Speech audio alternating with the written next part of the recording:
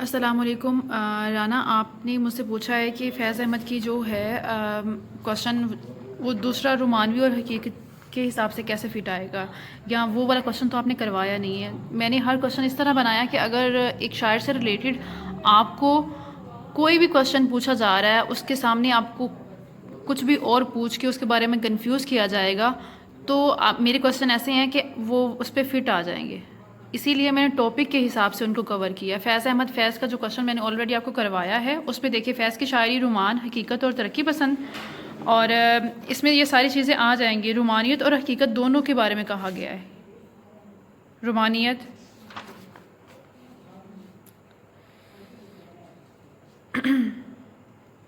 تو یہ کچھ بھی پوچھا جائے گا تو اس میں یہ فٹ آ جائے گا۔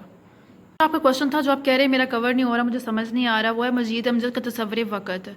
تو اس میں کیا ہے، مجید امجد کا تصور وقت ہیڈنگ ہے اس میں، اور وہ اس پہ فٹ آ رہا ہے، باقی سب چیزیں بھی اس میں بیان کرنی ہے۔ جب 20 مارکس کا آپ کیا کوشچن ہے، اس میں آپ نے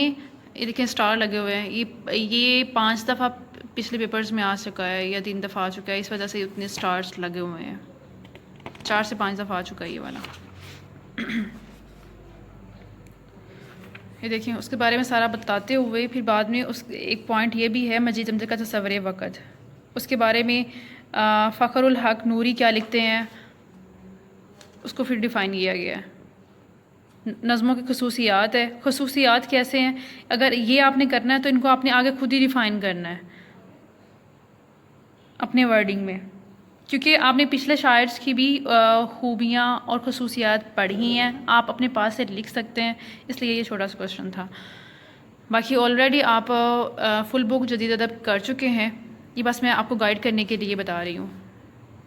تاکہ آپ ٹینشن نہیں لیں کہ جو آپ نے کوشچنس کیے ہوئے ہیں